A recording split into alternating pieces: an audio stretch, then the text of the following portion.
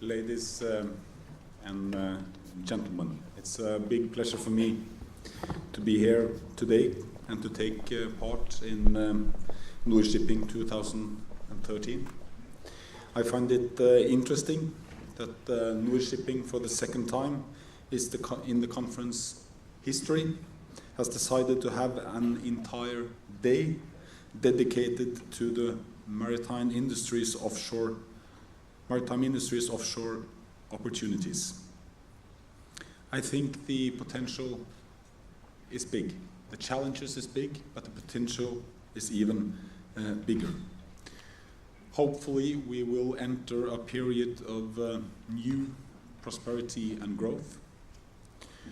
The world needs more energy.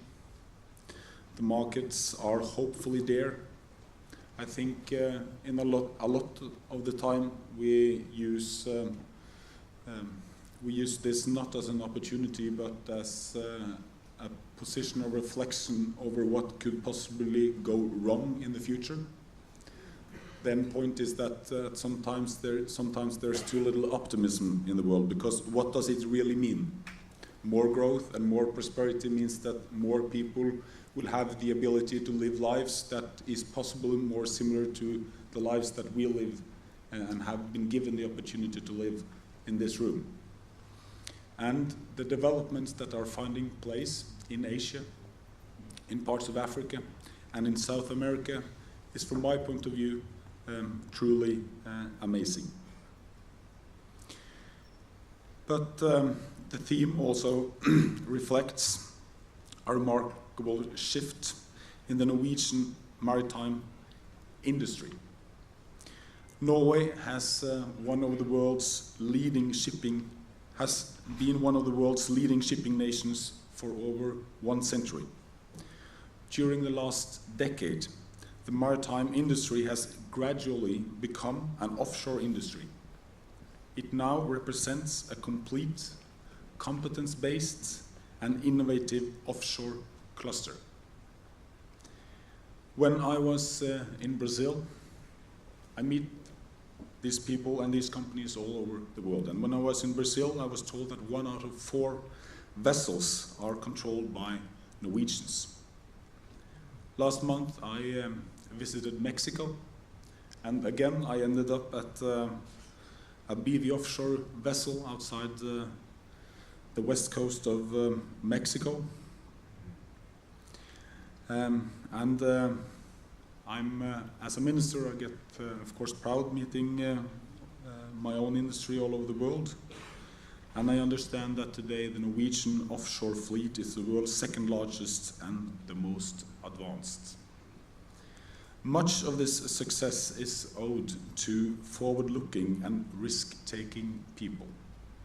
You seized opportunities created by the development of oil and gas discoveries on the Norwegian continental shelf and in other major petroleum provinces.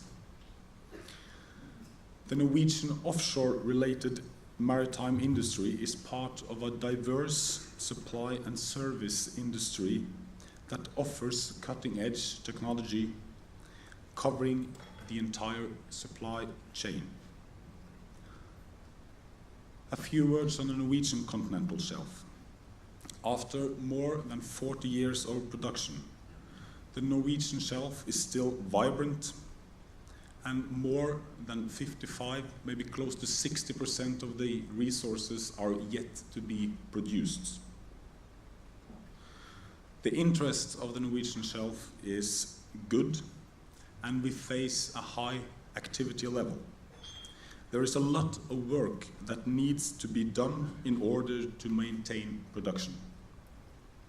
In other words, we will be needing a lot of offshore capabilities in the decades to come, I'm sure, and hopefully in the generations to come to fulfill the full potential of the Norwegian continental shelf. One of the most important tools to maintain production is drilling. Drilling new wells and maintaining existing ones is crucial for current and future production. and the ability to recover as much as possible of the remaining resources. The access to a sufficient number of rigs and the competent workers to operate these is therefore a prerequisite for realizing the full potential of the Norwegian continental shelf. It was not a coincidence that this was one of the issues I raised when I had the pleasure of holding a speech at the Norwegian Ship Owners Association earlier this year. Earlier, an expert group has delivered their report to the ministry, assessing the upside net potential connected to more and more efficient rig capacity to 1,000 billion Norwegian kroners. And as we say where I come from, if you add 1,000 billion Norwegian kroners and then you collect another 1,000 billion Norwegian kroners, you will end up with real money sooner or later. So, we need to apply the best tools to reduce barriers to efficient entry and efficient operation of drilling rigs. I believe both you and the authorities have important roles to play in this respect, and that this is a challenge we need to solve together. We work constantly to develop all commercial discoveries. Recently, the Parliament approved the development of the Gina Krog field and the Ivar Aasen field in the North Sea, representing alone a total of investment of around 50 billion Norwegian kroners. This week, I expect the Aasta Hansteen field to be approved by Parliament, representing in itself another 57 billion Norwegian kroners. Together with Aasta Hansteen comes the pipeline Polarled. The projects extend the gas transport system beyond the Arctic Circle, thus opening up a new gas region in the Norwegian Sea. We are heading north. And let us not forget Johan Sverdrup, the largest offshore discovery worldwide in 2011.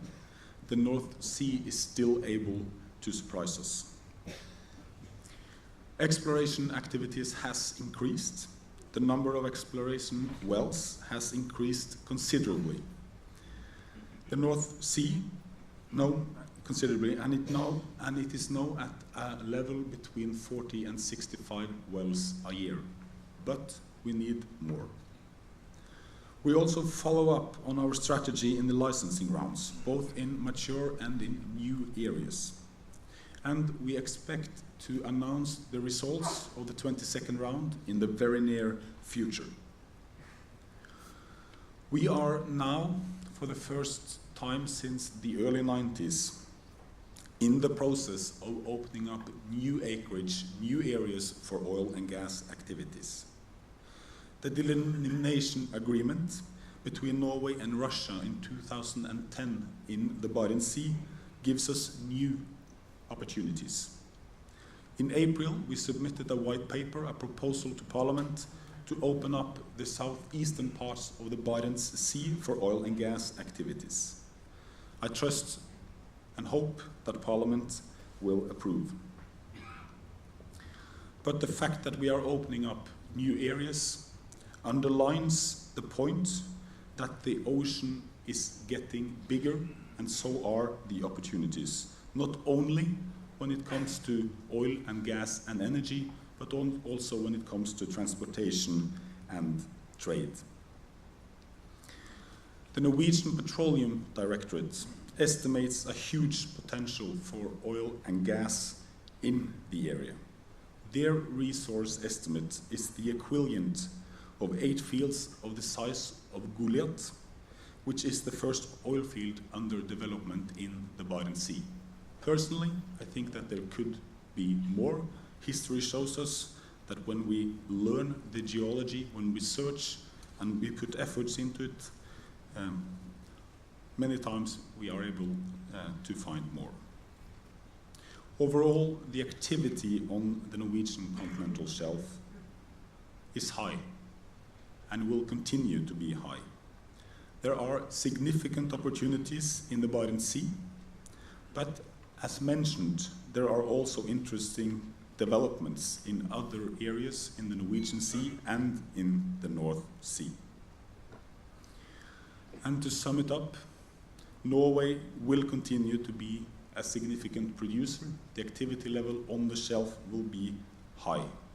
Let me round up with one challenge. Recent technological shifts has changed the US energy markets significantly with unconventional oil and gas fracking, and thereby also changing not only the US energy markets but also the dynamics in the US economy. If you look to the Norwegian continental shelf, many and continuously technological shifts and advancements has made the activity we see today possible. I firmly believe that history is not over. We need to move further and we need to do better. You will have the pleasure of listening to Andy Brown from Shell later on today. He is now building floating LNG factories. I have the resources, they are there. The market is there, both in Europe and globally. This represents huge opportunities, not at least for you. Thank you for your attention.